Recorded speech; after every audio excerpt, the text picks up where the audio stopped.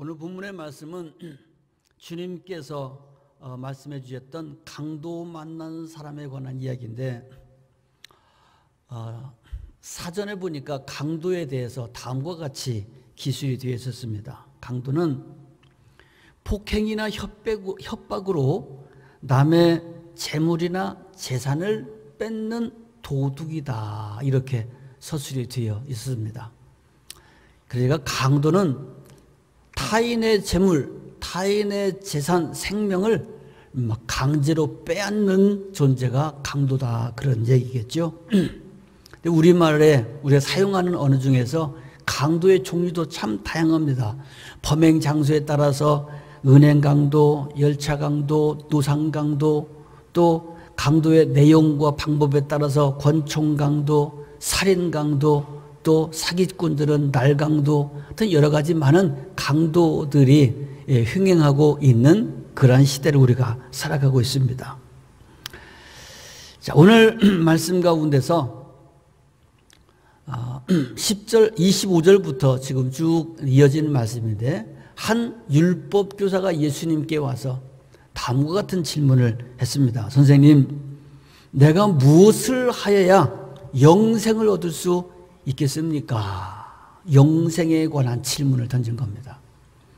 선생님, 내가 어떻게 하여야, 무엇을 하여야 영생을 얻을 수 있겠습니까? 그랬더니 우리 주님께서 질문하셨습니다.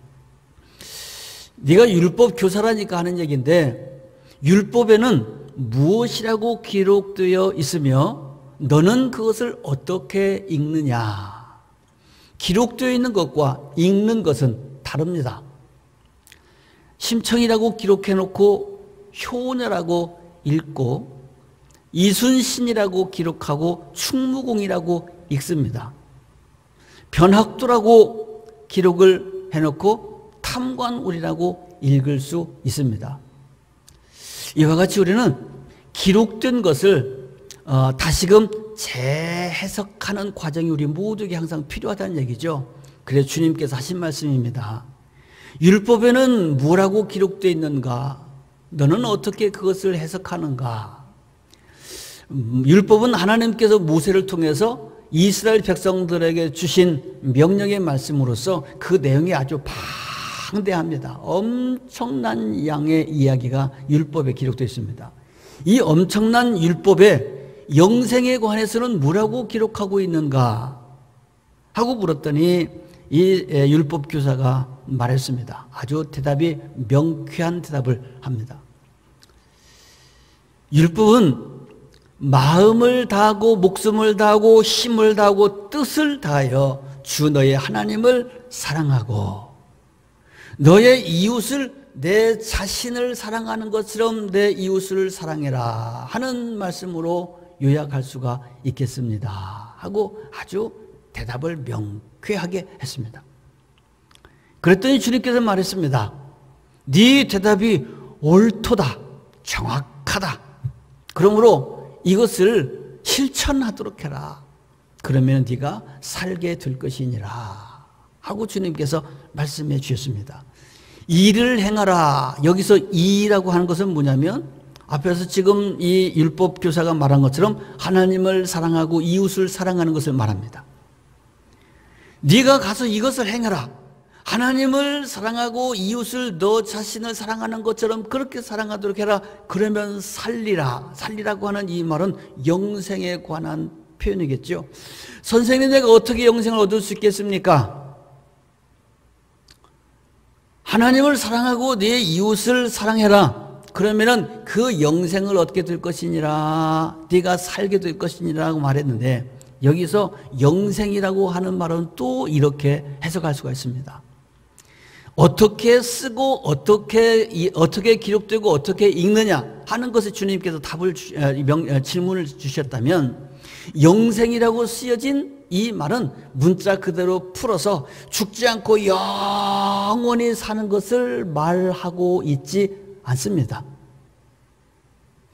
우리 주님께서 이 땅에 오셔서 우리를 위해서 십자가에 달려 죽으셨는데, 그분이 인간의 몸을 입고 우리 곁에 찾아오셔서 33년이라고 하는 짧은 세월을 이 세상에 육신을 입고 살다가 그것도 공생에는 3년을 사시다가 십자가에 달려 죽으시고 하늘나라로 가셨는데, 주님은 짧은 생에 33년을 살다 가시면서 우리는 죽지 않고 영원히 살도록 하기 위해서 주님께서 이 땅에 오셔서 그렇게 오셨다가 가셨을까요? 주님이 말씀하시는 영생이라고 하는 것이 우리의 이 육신이 죽지 않고 계속해서 사는 것을 말하겠느냐, 그 말입니다. 많은 이단 교주들이 등장해서 영생에 관해서 이야기를 했습니다. 그 영생은 문자 그대로 죽지 않고, 육신이 죽지 않고 영원히 사는 것을 주장하는 교주들이 있었습니다. 오래전에 감옥에서 죽었던 영생교, 아예 이름이 영생교인데 영생교 교주였던 조희성 씨도 감옥에서 죽었죠. 지금도 육체 영생을 주장하고 있는 신천지의 교주 이만희 씨가 지금 우리 나이로 90이 돼서 병원을 들락거리면서 이제 뭐 살 날이 얼마 남지 않았다고들 이렇게 말들이 오고 가고 있습니다. 영생을 주장했던 사람들도 다 죽습니다. 여러분, 사람이 죽지 않고 영원히 사는 게 100년, 200년 돼도 안 죽고 300년 돼도 안 죽고 계속 안 죽고 있는 게 여러분 복이에요? 안 죽는 게 복입니까? 계속 살고 싶어요? 남들 다 갔는데 남편도 죽고 아내도 죽고 자식도 죽고 손주도 죽고 다 죽었는데 혼자만 그냥 쥐야장창 계속 남아있는 게 그게 복입니까? 그러고 싶어요? 선생님, 내가 어떻게 해야 영생을 얻을 수 있을까요? 여기서 영생이라고 하는 것은 우리의 육신이 100년 돼도 안 죽고 200년 돼도 안 죽고 300년 돼도 안 죽고 내 자식 손주도 다 죽었는데 나만 안 죽고 끝까지 버티고 있는 거, 그걸 말하는 게 아닙니다. 주님께서 육신의 영생을 주시기 위해서 이 땅에 오신 게 아니에요. 그럼 그분도 영생하셨어야지. 왜 33살밖에 못 살고 가신 거야? 너는 그것, 율법에는 무엇라고 기록되어 있으며 너는 어떻게 읽느냐? 영생이라고 기록되어 있는 것을 너는 어떻게 해석하느냐? 그런 이야기겠죠. 여기서 영생이라고 하는 그 말을 우리는 하나님의 나라라고 이렇게 읽어야 됩니다. 하나님의 나라. 그렇다면 이렇게 다시금 읽을 수 있겠죠. 선생님, 내가 어떻게 하여야 하나님의 나라가 내가 살고 있는 이 땅에 임할 수 있겠습니까? 하는 질문으로 우리가 읽을 수 있어야 됩니다. 하나님의 나라, 그 하나님의 나라라고 하는 말은 무슨 말이냐? 하나님께서 다스리는 나라, 하나님께서 기뻐하시는 나라. 할렐루야. 우리말로 말하면 정의로운 사회, 진정한 복지국가, 모든 사람이 정말 행복하게 사는 지상낙원, 유토피아, 뭐 그런 이야기로 바꿔서 말할 수가 있겠죠. 우리 모두가 꿈꾸는 사회, 도전하는 사회 아닙니까? 정권이 바뀔 때마다 항상 지도자들이 항상 내놓는 기치가 그겁니다. 내가 이 나라의 지도자가 되면 정의로운 사회를 만들겠습니다. 공의로운 사회를 만들겠습니다. 진정한 복지국가를 열겠습니다. 지금 정권도 시작할 때 말했습니다. 한 번도 경험해보지 못한 정말 좋은 나라를 만들겠습니다 하고 시작했는데 지금 3년이 지났어요. 앞으로 남은 임기가 있긴 있습니다만은 지금까지 보면은 글쎄 한 번도 경험해보지 못한 일들을 많이 경험하면서 놀라움의 연속이긴 하지만 정말 우리가 꿈꾸던 그런 그 사회는 아닌 것 같아요. 유토피아라는 말이 있죠. 이상사회. 그 말은 사실은 이 땅에는 아무 곳에도 없다라고 하는 그런 뜻이 있다고 합니다. 유토피아, 지상낙원. 조금 더 우리 이야기로 정의로운 사회, 진정한 복지국가, 신령한 이야기로 말하면 이게 바로 하나님의 나라다 그 말이에요. 하나님의 나라. 선생님, 어떻게 하면 내가 영생을 얻을 수 있을까요? 선생님, 어떻게 하면 내 안에서 하나님의 나라가 이루어질 수 있을까요? 우리 가정에 어떻게 하나님의 나라가 이루어질 수 있을까요? 우리 이 사회에 어떻게 하나님의 나라가 진정한 정의로운 사회와 복지국가가 이루어질 수 있을까요? 그런 이야기입니다. 여기에 대한 주님의 말씀, 너는 어떻게 읽느냐? 성경에 뭐라고 기록되어 있냐? 예, 하나님을 사랑하고 이웃을 사랑하면 된다고 말하고 있습니다. 그래, 네 말이 옳다. 그렇게 하도록 해라.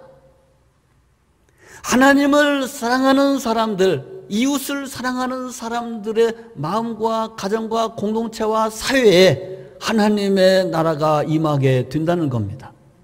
그런 삶을 하나님께서 사랑하시고 그런 나라, 그런 민족, 그런 사회를 하나님께서 기뻐하신다는 겁니다. 저와 여러분이 살아가고 있는 우리 사회, 이 민족이 속히 그런 나라, 그런 민족 시대가 되기를 바랍니다. 그런데 지금 우리 사회, 우리가 살고 있는 이 사회는 어떻습니까? 우리의 앞에 있던 모든 분들이 그렇게도 주장했던 정말 공의와 정의가 있는 그 나라 사회를 지금 우리가 살아가고 있는가? 진정한 복지국가가 펼쳐지고 있는가? 정말 하나님이 기뻐하시는 그런 이상적인 사회가 지금 실현되고 있는가? 신령한 말로 하나님의 나라가 지금 실현되고 있느냐 그 말입니다. 아니죠. 오히려 젊은이들은 오래전부터 자주적인 말로 헬조선이라고 이렇게 지금 비난하고 비판하고 한숨을 쉬고 있지 않습니까? 헬조선. 나는 그 말에 동조하는 건 아닌데 많은 사람들이 헬조선이라고 이렇게 말을 하고 있다 그 말입니다. 그 말은 우리가 살고 있는 지금 이 나라, 이 사회가, 그래서 나는 지옥이라고까지는 나는 동조하고 싶지는 않지만 최소한도로 하나님의 나라는 아직 아니다는 거예요. 하나님의 나라가 아니다고 하는 것은 뭘로 증명할 수 있을까? 우리가 살아가고 있는 이 사회가 끊임없는 갈등과 고소, 고발, 시위, 자살 이런 걸로 지금 만연되어 있지 않습니까? 어저께도 그저께도 시위가 서울에서 벌어졌고 또 내일도 시위하는데 참여하자고 문자가 내 핸드폰으로 막 오고 그렇습니다. 전직 대통령을 감옥에다가 탄핵해서 가둬뒀는데 이 전직 대통령 탄핵한 것 자체가 무효다. 그래서 전직 대통령들 다 다시 석방하라고 막 서울로 올라가서 데모를 하고 현직 대통령에게 신발 투척하는 모임도 지금 막 가져서 또 시위를 벌이고 그런 거 하면은 고소 고발이 끝도 없는데 한 스포츠 선수가 자살을 했는데 감독 코치진으로부터 폭력을 당해서 난리가 나고 서울시장 여비서가 서울시장에게 또 성추행을 당했다고 고소 고발하는 바람에 현직 서울시장이 스스로 자기의 생명을 끊는 이런 지금 뒤죽박죽된 이 세상을 우리가 지금 살아가고 있습니다. 우리나라에 자살이 참 많은데 불명예스럽게도 OECD 국가 중에서 지금 1위라고 합니다. 그래서 2018년도 자료에 보니까 2018년도에 한 해만 13,670명이 스스로 자기 생명을 끊었는데 하루 평균으로 하면 37명, 38명씩 하루에 세상을 스스로 떠난다는 겁니다. 그리고 점점 이 숫자가 많아지고 있다고 하니까 하루에 13,000명이 넘는 사람들이 스스로 자기 목숨을 끊고 하루에 37명, 38명씩 세상을 버린다 그 말이죠. 세상을 왜 버릴까요? 하나님의 나라가 이 땅에 펼쳐져 있다면, 여기가 살만한 세상이라면 왜 스스로 자기 목숨을 버리겠는가? 세상을 스스로 자기 목숨을 버린다고 하는 것은 이 땅에 더 이상 살아갈 만한 희망이 없기 때문에 그래서 스스로 세상을 포기하는 거겠죠. 그러니까 이런 걸 볼 때 끝도 없이 싸우고 분쟁하고 시위하고 고소하고 고발하고 스스로 세상을 목숨을 버리는 사람들이 끊임없이 벌어지고 있는 이 세상을 바라볼 때 여기가 지금 실현된 하나님의 나라는 아니라는 거예요. 지옥의 한복판이라고도 말할 수 없지만 그렇다는 거 아닙니까?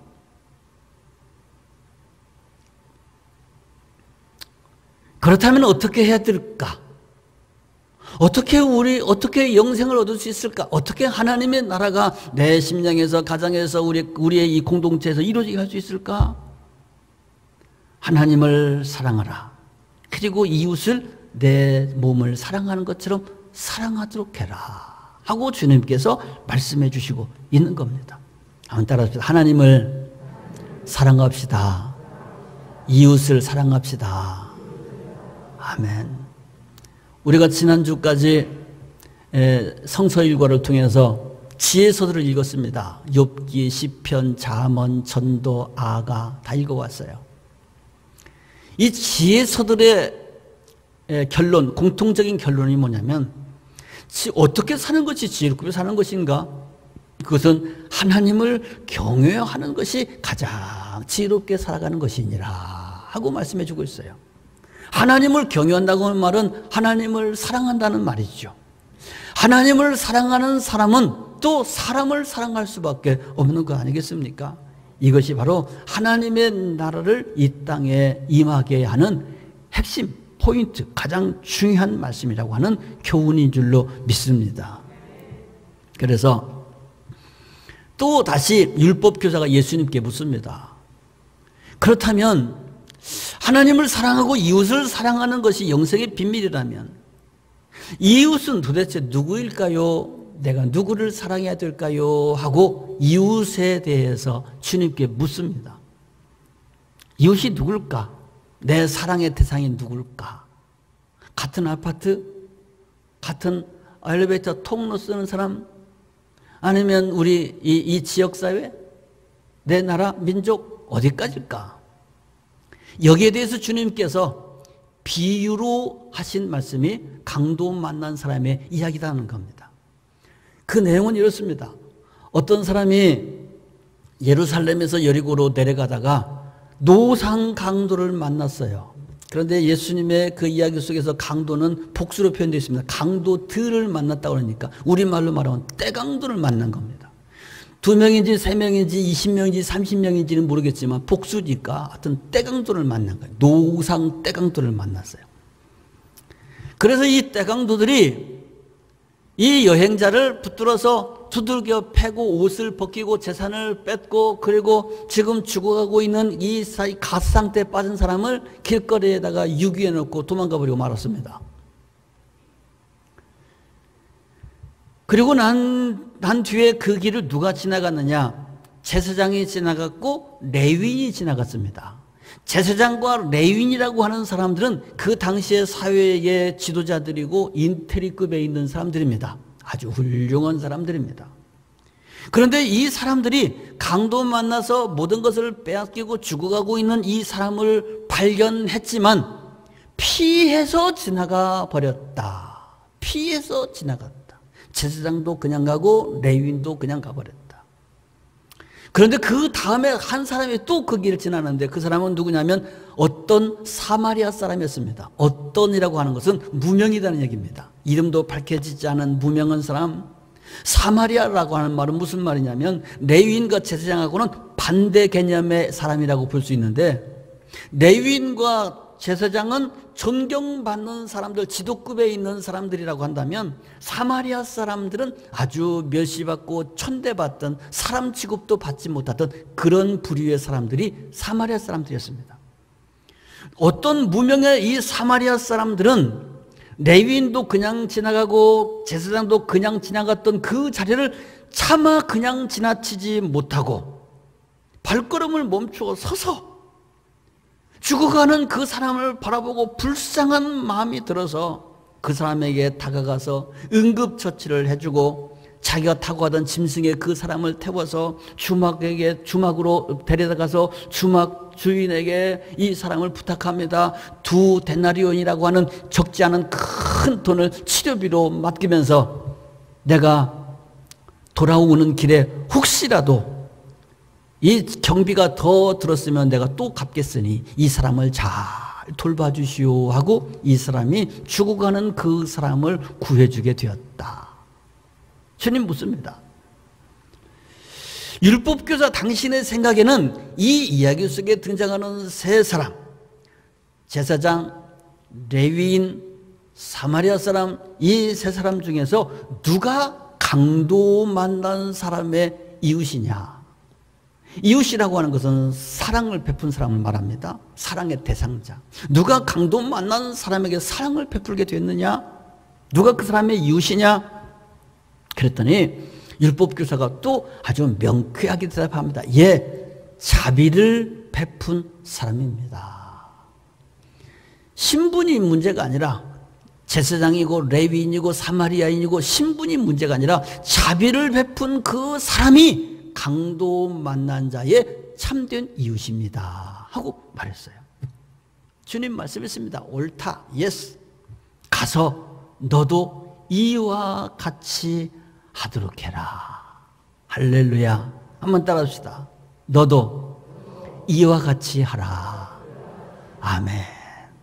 이게 오늘 말씀의 이야기의 엔딩입니다. 너도 이와 같이 하라. 이와 같이라고 하는 말은 사마리아 사람처럼 하라는 겁니다. 제사장 레위인처럼 그렇게 하지 말고 사마리아 사람처럼 해라. 불쌍히 여기고 돌보아 주고 비용이 생기면 비용을 감당해 주도록 해라 하고 말씀해 주었습니다. 여러분, 지금 우리가 살아가고 있는 이 사회는 온통 어수선하고 불투명하고 힘들고 어려운 시대를 살아가고 있습니다. 그래서 이 시대를 살아가는 우리 사람들이 마치 부풀어 오른 풍선처럼 분노가 텐천해서 그야말로 만지면 톡하고 터질 것 같은 그런 위기의 시대를 우리가 살아가고 있습니다. 그렇다면 이와 같은 이 시기를 우리는 어떻게 해야 될까? 어떻게 하나님의 나라가 이 땅에 임하게 할 수 있을까? 하나님이 기뻐하는 세상은 어떤 세상일까? 그것은 나도 사마리아 사람처럼 강도 만난 자의 이웃이 되는 그 삶을 실천해야 된다는 겁니다. 아멘 하십시다.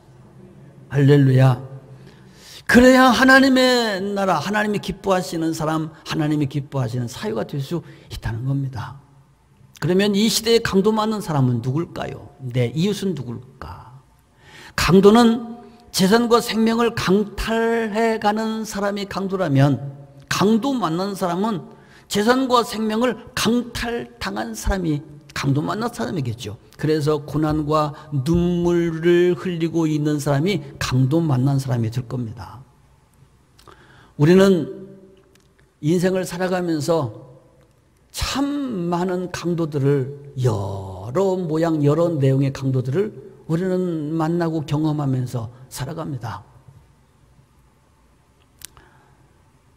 건강을 뺏어가는 강도, 재산을 뺏어가는 강도, 마음을 뺏어가는 강도, 사랑을 뺏어가는 강도, 인권을 뺏어가는 강도, 웃음을 뺏어가는 강도, 믿음을 뺏어가는 강도, 하여튼 여러 강도들을 우리는 만나면서 살아가고 있습니다. 그런데 오늘 이 시대에 우리가 공통적으로 만난 대표적인 한 강도의 이야기를 하자면 그 강도는 지금 코로나19라고 하는 강도를 우리가 지금 공통적으로 만나서 다 함께 지금 어려운 한 시대를 지나가고 있지 않습니까? 수많은 사람들이 이 코로나19라고 하는 강도를 만나서 건강을 뺏기고 생명을 뺏기고 재산을 뺏기고 기쁨을 강탈당하고 눈물과 고난 속에서 살아가고 있는 이들이 참 많이 있습니다. 우리나라 국내에만 해도 어제까지 통계는 14,092명이 확진을 받았고 그 중에 298명이 세상을 코로나로 떠났다고 합니다. 전 세계적으로 보면은 1,600만 명이 코로나에 확진되어 있고 사망을 당한 사람이 64만 명에 이른다고 합니다.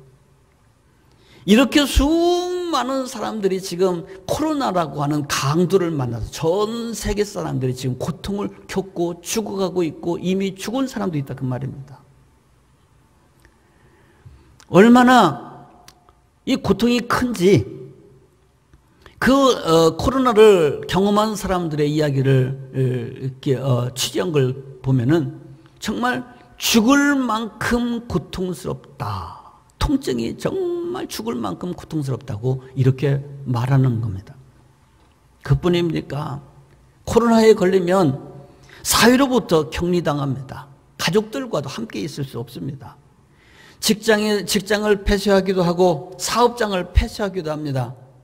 공동체와 지역사회도 폐쇄 조치를 당하게 됩니다.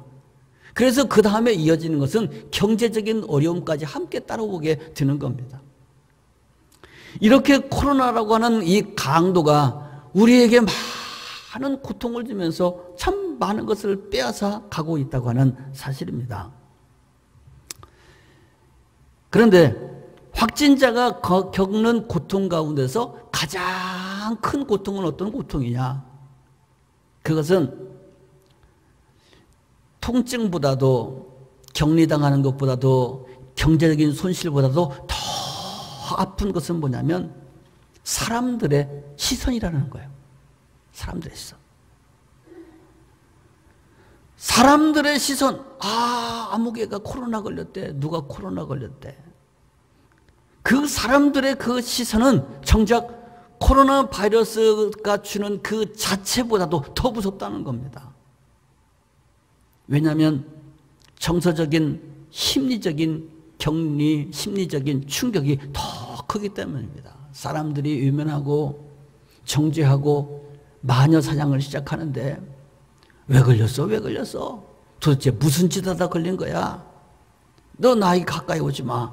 너 때문에 죄 없는 우리까지 다 죽어. 이렇게 중죄인 취급을 하고 이렇게 범죄인 취급을 하며 바라보는 그 시선과 던지는 그 말들이 그 질병이 갖다주는 고통보다 더 아프다는 겁니다. 오늘 본문의 예수님의 말씀과 비교하면 이렇게 비교할 수 있습니다. 본문에 강도 만난 사람이 있죠? 강도 만났습니다. 두들겨 맞았습니다. 옷을 벗겼습니다. 돈 다 뺏겼습니다. 지금 죽어가고 있습니다. 그런데 사람들이 말합니다.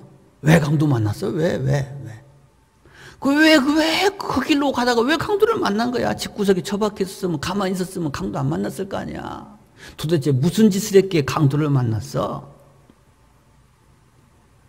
강도 만나서 매를 맞고 지금 죽어가고 있는 것에 대한 아픔과 이 배려는 전혀 없고 왜 강도를 만난 거야? 집구석에 가만히 있었으면 안 만났을 거 아니야? 하고 강도 만난 그 사람만 비난하고 있는 이런 모습이 여러분 이게 조금 우습지 않습니까? 누가 강도 만날 줄 알았습니까? 아니 그 강도가 뭐 나만 노렸습니까? 그 강도 만난 사람 그 사람만 노렸습니까? 아니요. 그냥 무작위로 그 길에 기다리고 있다가 무작위로 지나가는 사람 랜덤으로 한 사람을 먼저 만난 사람 그냥 당한 것뿐입니다. 그 사람이 당했기 때문에 강도들은 그 자리를 떠났고 그 다음에 제사장도 무사히 지나갔고 레위인도 무사히 지나간 것뿐이요. 만약에 강도가 좀 늦게 왔다면 제사장이 지나갈 타이밍에 왔다면 제사장이 당했겠지? 레위인이 지나가는 타이밍이 왔다면 레위인이 당했겠지? 문제의 본질인 강도 자체보다도 강도 만나 죽어가고 있는 그 피해자를 더 죄악시하고 있는 참 넌센스가 우리가 살아가고 있는 이 시대에도 지금 펼쳐지고 있다는 겁니다. 월남 이상재 선생의 이야기 가운데 이런 이야기 있어요. 어느 날 이상재 선생이 집에 왔더니 며느리가 막 울고 있는 거예요. 아가야 왜 우냐? 도둑이 들어와서 재봉틀을 훔쳐갔어요. 재봉틀이 없어졌어요. 옛날에 재봉틀이 얼마나 큰 재산 목록이었습니까? 재봉틀이 없어졌다고 울고 있는 이 며느리에게 이상재 선생이 그렇게 말했다잖아요. 아가야 너는 이 나라를 일본에게 빼앗겼을 때는 눈물 한 방울을 흘리지 않더니 그까짓 그 재봉틀 하나 잊어버렸다고 눈물을 흘리냐?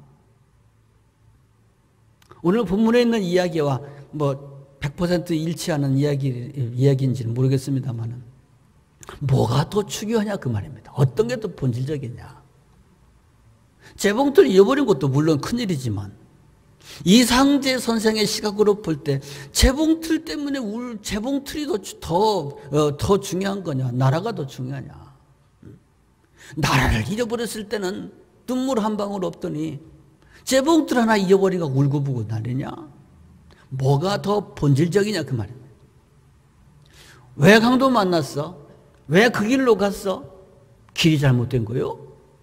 나간 게 잘못된 거요? 강도 만난 사람이 잘못된 거요? 강도가 문제지. 그렇지 않습니까? 강도가 그 시절에 그 길에 없었으면 이런 일이 없었을 거 아닙니까? 코로나가 지금 만연해서 누가 코로나에 걸렸다. 참 감사하게도 하나님께서 우리 성도들 한 분도 한 가정도 코로나의 시련을 안 주셔서 얼마나 감사한지 모르겠어요. 그런데 코로나 누가 걸렸다고 봅시다. 아니 왜 코로나에 왜 걸렸어요? 왜 걸렸어? 코로나에 걸린 사람의 이런 심적 육적 삶의 고통에 대해서는 하나도 공감해 주지 않고 왜 걸렸어?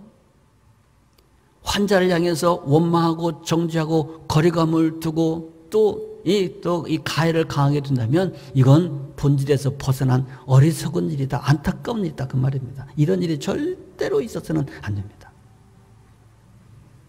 주님 말씀합니다. 너도 가서 이와 같이 해라. 강도 만난 자의 이웃이 되어라 하는 말씀인 줄로 믿습니다. 강도 만난 사람에게 비난하지 말고 왜 강도 만났어? 그 길로 왜 갔어? 길이 잘못된 거요? 그러지 말고 강도 만난 사람의 이웃이 되어주라. 왜?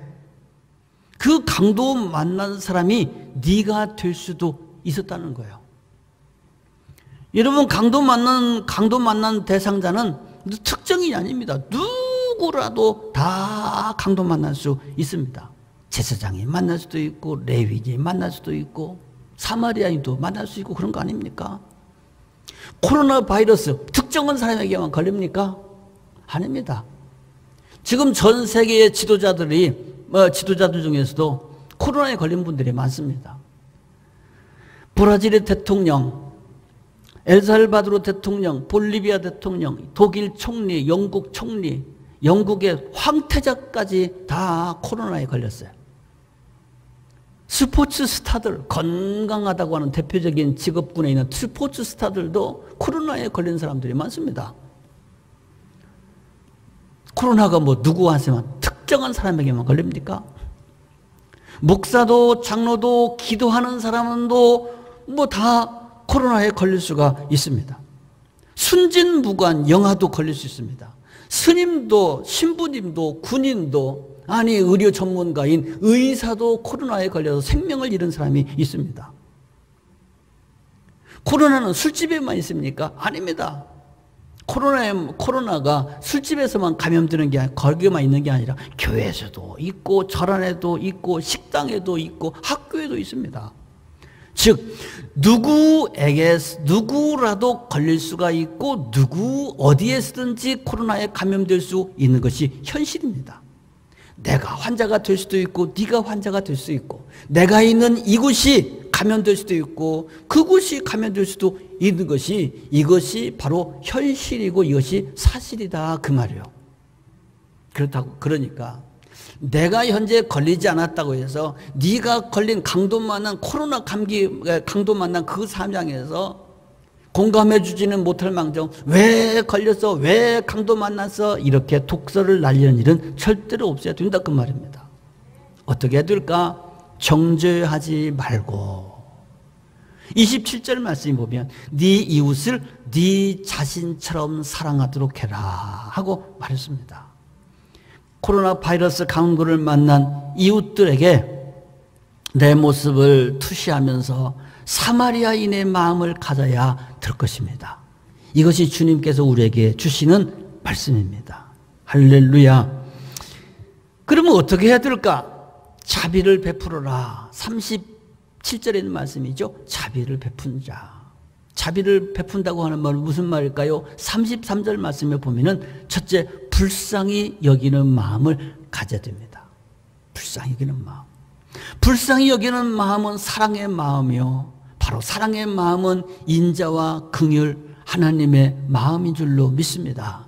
하나님의 인자심과 긍휼하심이 오늘까지 나의 은총의 삶의 비결이었음을 우리가 깨닫고 늘 겸손과 감사와 충성을 아끼지 말아야 될 것입니다. 할렐루야. 두 번째로 구체적인 돌봄을 해야 됩니다. 34절에 있는 말씀입니다. 사마리아인은 강도 만난 사람을 발견하고 불쌍히 여기고 그 사람에게 가까이 갔습니다. 기름과 포도주로 상처에 붓고 싸맸습니다. 응급처치했다는 얘기입니다. 자기 짐승에 태워서 주먹으로 데리고 갔습니다. 우리로 말하면 119를 불르든지 아니면 내 차에 태워서 병원으로 데리고 갔다는 얘기입니다. 그리고 35절 말씀 보면 비용을 지출했어요. 2데나리온을 주막집 주인, 우리로 말하면 의사에게 돈을 주면서, 치료비를 주면서 이 사람을 부탁합니다. 잘 돌봐주시오. 내가 갈 길이 있어서 가는데 만약에 더 추가 비용이 발생하면 내가 돌아오는 길에 이 비용을 부담하겠으니 잘 돌봐주시오 하고 길을 떠나게 됐다는 겁니다. 이 두 사람은 사실은 일면식이 없는, 아무 관계없는 사람이었습니다. 친척도 아닙니다. 처음 만난 사람입니다. 누군지 모릅니다.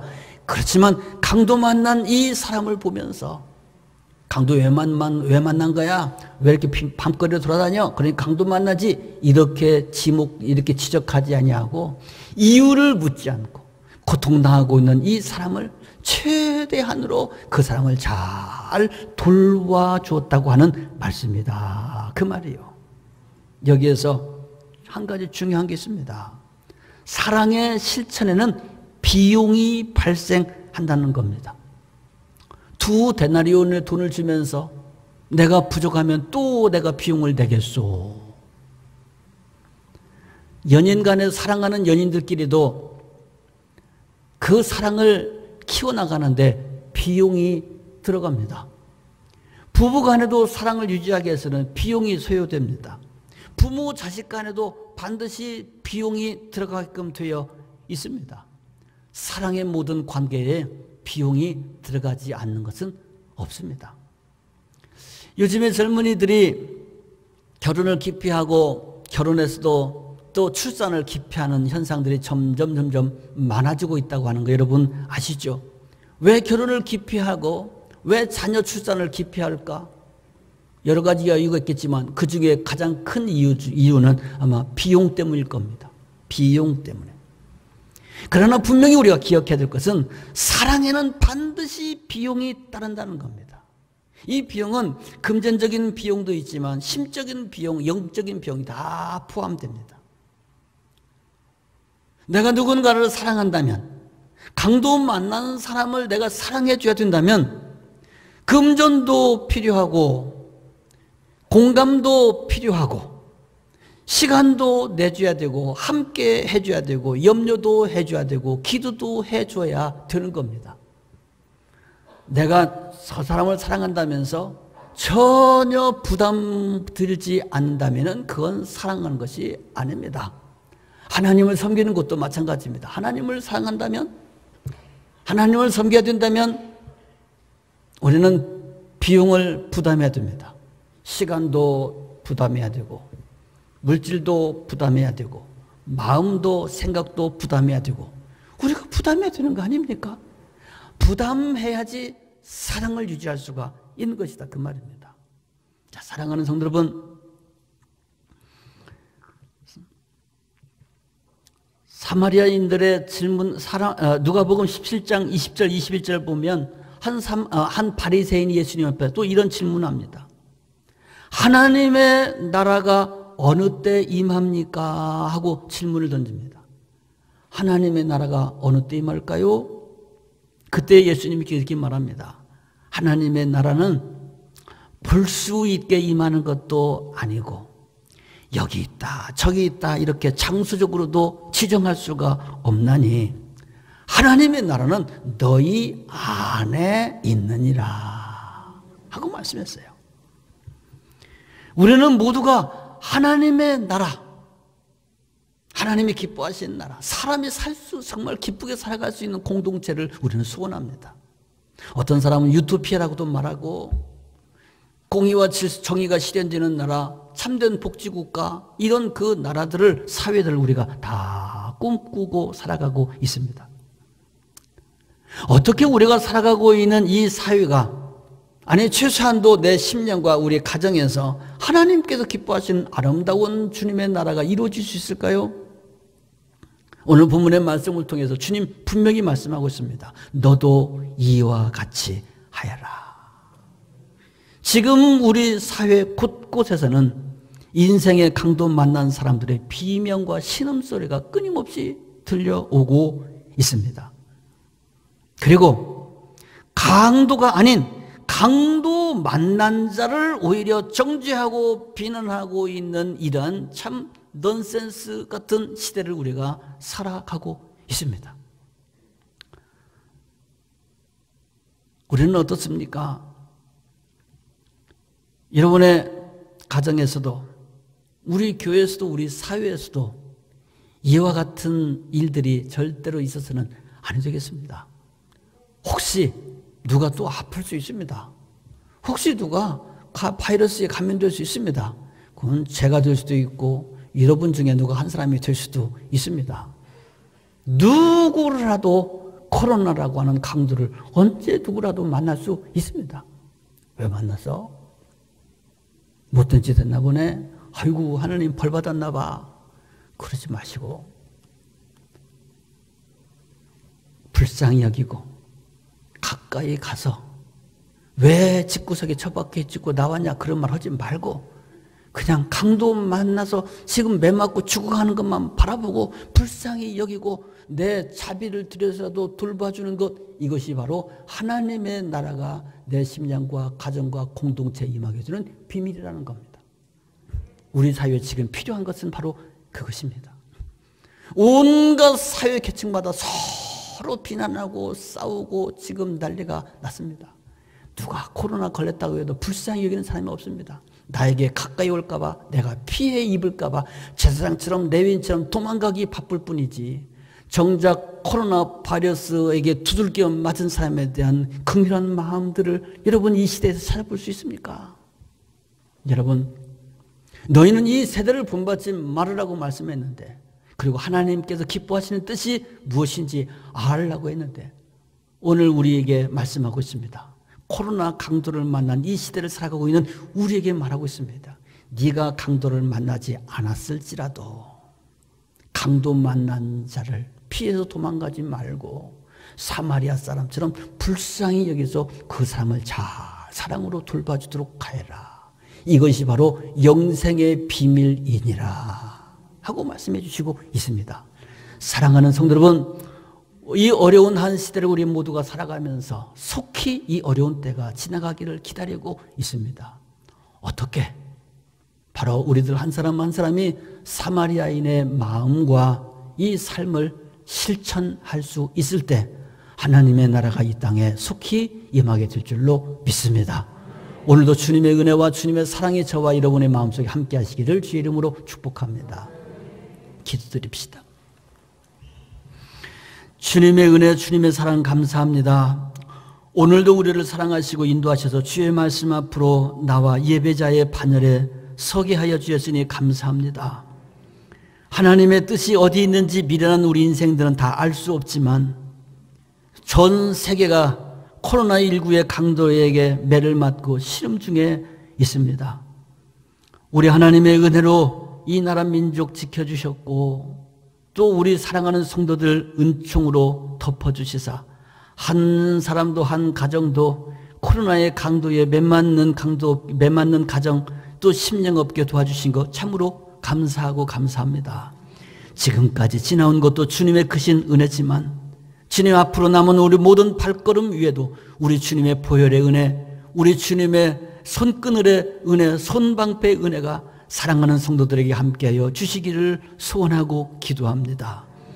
우리가 강도 만나지 않은 것에 대해서 겸손과 감사로 하나님께 영광 돌릴 수 있게 해주시고 인생의 강도 만나 쓰러져 울고 있는 이들을 정죄하고 비난하고 회피하지 않게 하시며 사마리아인의 마음으로 주님의 인자와 긍휼의 마음으로 돌보며 섬기며 함께 일어날 수 있는 우리 모두가 될 수 있게 하여 주옵소서. 예수 그리스도의 이름으로 기도합니다. 아멘.